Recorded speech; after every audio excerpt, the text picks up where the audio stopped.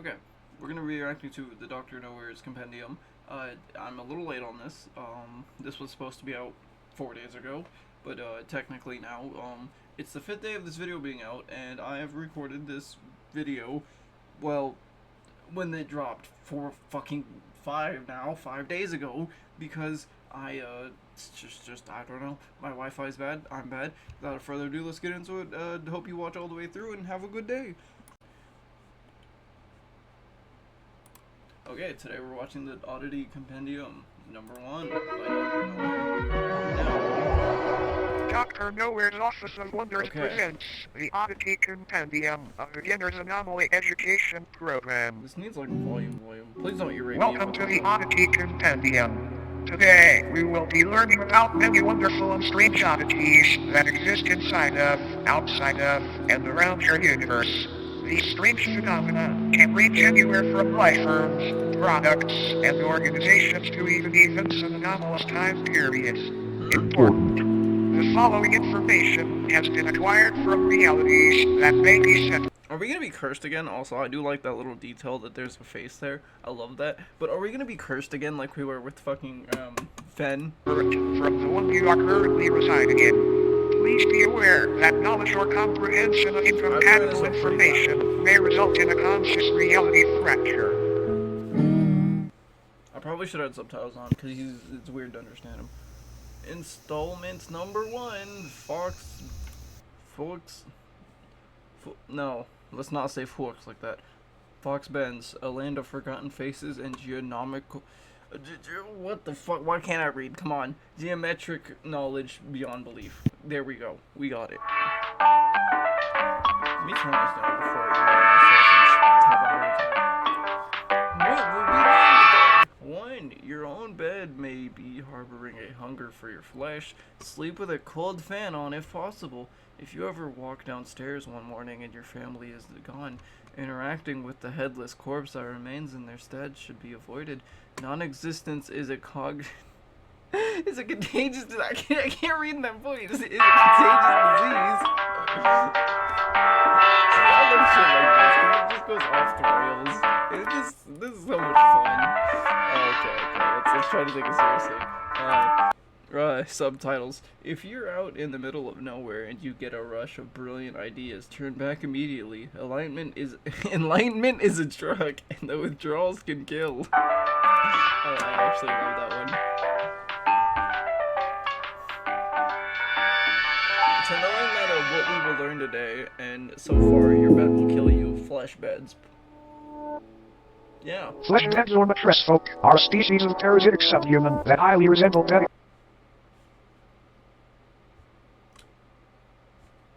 Okay, I'll talk after. Mattresses.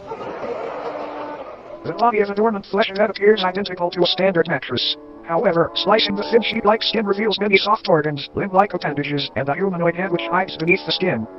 They were first discovered in the late 1960s when a mattress company was surveying excess storage. Upon finding many seemingly pristine mattresses that had not been sold, they gave them away to thrift shops and people in need.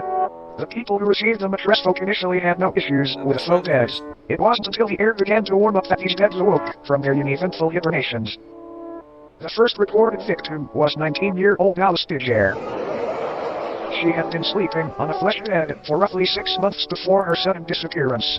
After noticing the stench of sulfur and rot originating from her bed, her family called authorities, and the inside of the mattress revealed a feasting parasite, several hundred human bones, and a half-digested Alice. The method in which mattress folks sustain themselves is by waiting for the body. Okay. So I wanted to talk about the creature design because I fucking love the way they made it look like a tick earlier. But like, the fact that when he's fully out, like the Bedman, when Bedman is unfucking folded, he does look like a giant tick with the bed on his back, so that does look cool. But him being folded up like this just looked grotesque. It makes me wonder, is he like a fucking turtle or snail where he just goes into the shell, which would be the bed in this case? Does he just retract back into the bed like it's a shell? Because He was supposed to wake them from their dormant state. I love that as a kind of like an egg, but not nearly as tasty. After they awake, they slowly unfold themselves from their soft mattress-like bodies. This process is very gradual and happens underneath its body or on its side so as not to be detected. After roughly a month of this process and on a night 17 degrees Fahrenheit or higher, its head and arms fully emerge and pull the sleeping Oh, that's host creepy. into You its can see the face body, under it. where prey is slowly digested. Oh, that's cool. A feast fit for a king. Not much is known about how these sleeping beauties came about, but Why it are is you calling theorized them that since sleeping they are beauties? subhuman, they were once a branch of Homo sapiens that merged with a mycelial network many years ago. Autopsies of flesh and its digestive systems have revealed DNA samples from thousands of different people in each instance, some even tracing to people born during the 1600s. Weird. Another odd thing to note is that the mattress folk themselves contain DNA belonging to humans as well. One instance shared DNA in a blood type with Napoleon Bonaparte, leader of the French Republic during the time that the mattress folk were assumed to have come into existence. All in all, it might be a good idea to throw out that mattress that feels just a bit too warm lately. You might be sharing it with something unwanted. Good I night, just love sleep that tight, design. and It's so don't let the fucking bed dope. bite. I thought it was gonna be a jump scare. Headless The headless macrocosm is a sub-reality nearly identical to Earth save for the fact instead of humans, pale headless corpses remain in their stead. These corpses, though technically dead, do weakly breathe through the holes in their necks. Oh. Their hearts have also been observed to begin convulsing at seemingly random intervals. These beings are identical in appearance to one another aside from physical dimensions, which can vary severely between each corpse. I like the way The they headless look, but they look sub-people very dwelling in this waxy, pocket like they reality look have like been they're made out observed of changing wax. their behavior when humans have physically interacted with them, and apparently gain a level of awareness and vitality when such events occur. There are approximately 2,393 living humans residing in this reality, all from parallel Earth. Every single resident recounts waking up in the headless macrocosm after falling asleep under strange circumstances back in their home realities. No one back in their own parallel homes remembers their faces or identities, which leads to the belief that this place could be a form of anti-reality. A waste What? compartment of the universe used for aspects of reality that are useless or harmful to existential fabric. The humans that live in the headless macrocosm are assumed to be taking shelter in abandoned structures and banding together to search for plant-based food during the warmer times. Fun fact. Humans have coined multiple terms and nicknames for these headless corpses, such as stumpies, cranes, and ichabodies. Despite this sub-reality being detached from main reality, an incident took place which created a temporary I tier. find it weird that you can just wake up there and then you're forever trapped there and there's not really like a shit you can do about it. You're just fucking stuck. Yeah, that was gross. But yeah, you're just like fucking stuck there and there's nothing you can really do. Between the two. A man residing in the headless macrocosm was walking through a field with a small house in the center. Upon reaching the house, the man unintentionally brushed up against one of the breathing bodies. This body, just before motionless aside from the labored convulsions, sprang to life and removed the head of the man. Oh. It then proceeded to attach the severed head to the stump of its own neck. Oh. The man's name was Michael Oh. Hedford. Oh. After the corpse had placed Michael's head where its own should be, an event occurred back on Earth in the year 26. Wait, after the corpse replaced Michael's head on where its own should be, an event occurred back on Earth in the year 2061 that resulted in government intervention. That resulted in governmental intervention. A family's call to the authorities described an impossibly tall naked figure appearing in their backyard. The presence of this oddity was highly distressing to the family, and they remained inside their home until the situation was resolved. The following photograph depicts this figure The face you're looking for no longer exists. That's fucking weird. they spoke of. Michael Hedford. Why are you glitching out so hard? That fucking ear raped me again. I'm not scared even because I'm not like. How do I say, like, I'm not scared because of the imagery, but I'm scared because it fucking hits me with loud noises. Loud noises scare me Head more is than the affixed fucking atop its imagery. frail neck. Shortly after the photo was taken, what was left of Tedford's ear, existence I feel like was maybe removed it's from the like premises and opposite. taken to an upscale But anomaly not ear testing rape site. for me. Apparently, this corpse was attempting to quite literally become Tedford Okay. off of his existence. These breathing trying bodies to appear fix to be in a audio. constant state of yearning to reconnect with the roots of reality again, as they have been taken a hold of by a dangerous and contagious disease. This disease appears to be non-existence itself. It can affect anyone on Earth at any time, and once it takes hold, the headless macrocosm deems you valid for residence within its endless meadows, filled with fellow patients. But don't worry, it's a rare diagnosis. Another fun fact. Occasionally, crude man-made structures will form seemingly out of nowhere in order to correspond with the structures on parallel Earth. As mentioned earlier, the headless macrocosm itself functions like a digestive tract of the universe, and these structures may be antibodies attempting to fight off the virus of non-existence. Now then, check your head. Screwed on tight. Great, because you might want to hang on tight to it for this next one. I don't know why I was expecting another fucking jump scare, but no, it was just a fucking little skit. God The damn it. obelisks of enlightenment are a collective of monolithic beings that are currently residing in different remote locations across the world. Also known as the Fathers of True North, they appear in groups of 1 to 8 and stand anywhere from 10 to 150 feet tall. Each obelisk is levitated just barely above the ground and facing geodetic north. Though most of them reside in remote fields and deserts, they have also been found floating above the ocean within the vicinity of the Bermuda Triangle and even of the Moon. They are moving just ever so slightly and progress approximately 2 inches forward a year. These obelisks are enlightened in the infinitely vast secrets of the universe, and are constantly vocalizing the excess information as a means of ways to counteract the overwhelming intake of knowledge. Though currently enclosed and monitored by government entities, many people have wandered into these locations prior claiming to be following the sound of angelic singing. This alluring hum emanating from these obelisks seduces a massive increase in general intelligence in subjects listening. Folklore often refers to the frequency as the song of the divine contour.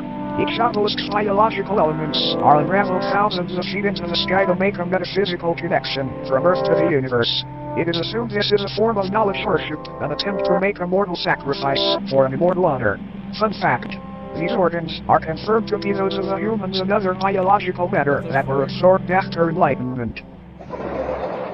Upon perceiving the words spoken by the obelisks or entering into close proximity with them, the human brain either spontaneously expands and combusts or receives an ability to comprehend the sacred information. Talk about being open-minded. Whenever a subject is able to comprehend this knowledge, they are biologically absorbed into the obelisk, becoming wholly unified with the being. It is not entirely understood how these anomalies were brought into existence, but they seem to be tears in the fabric of reality akin to black holes. Many speculate that these rifts were opened by ancient giants who were dissatisfied with a lack of Earth's knowledge. Many unnaturally large humanoid skeletons have been found underground adjacent to obelisk sites, further supporting this idea. When the obelisks made their debut on Earth, they aided in the construction of the pyramids of Giza by bestowing digestible levels of sacred knowledge onto Egyptian pharaoh Khufu after he was lured into the desert by their beckoning chords. This knowledge would help Khufu rationalize a possible blueprint and method for building these grand tombs, and they were made into the shapes of pyramids as a tribute to the divine structures. All in all, these obelisks may seem malevolent, but it's important to remember that no physical pain could ever outweigh the agony of infinite knowledge.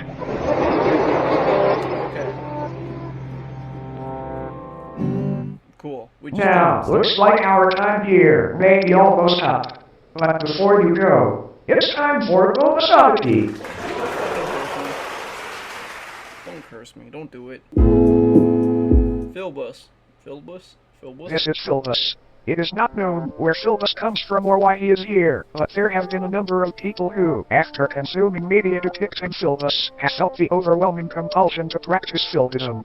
Philbism is a political and somewhat religious ideology which centers around a belief that building/consuming chairs and other wooden furniture is honoring Philbus' great sacrifice. In Philbus we trust. Yeah, just fucking eat a chair. Just I don't even have words for this. Sacrifice. It is not clear what this sacrifice is or what it refers to. Attributes and practices of Philbism include learning to build chairs, learning to properly digest chairs, promoting/discussing chair consumption on obscure internet forums, praising the fictional political candidate known as Philbus, who is said to advocate for making furniture consumption a socially accepted and widespread practice. There are some chair ideas. Discussing chair consumption on obscure internet forums. Sorry, Tumblr. To advocate for making furniture consumption a socially accepted and widespread practice. There are so many wonderful things about Philbism. Consume the body of Philbism to become one with many others today. It's a great decision. Just eat your chair to get started. Any mention of Philbism and elaboration on the subject will eventually result in it becoming a sponsorship or advertisement of sorts. We have no idea how to avoid this, sorry. All Philbists will deny the existence of Philbism when directly questioned about it. This video was not in any way sponsored by Philbism. This is for educational purposes only. Filgism does not even exist. You can sign up for Filgism certification here. Consider the body of Filgis today. Or would you look at the clock? It's just about time for us to part ways. There's another A minute. brief cleansing process will now commence. This purely auditory procedure will ensure you do not come away from this with any ailments from beyond contracted during your viewing experience.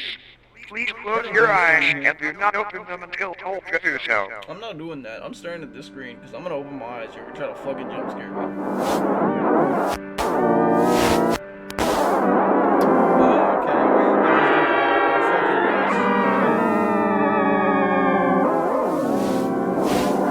More I stare at this thing really if I just not kiss it on the Thank you mouth. for complying. Thank you for attending Dr. Nowhere's Office of Wonders. Okay, that was that. Jesus fucking Christ. Okay, no, leave me alone. I think we've had enough cursed shit to deal with for today. I think that's what we're calling it. You know what? I will upload another video today, hopefully. If everything worked out and nothing shit itself, hopefully we'll get another one out.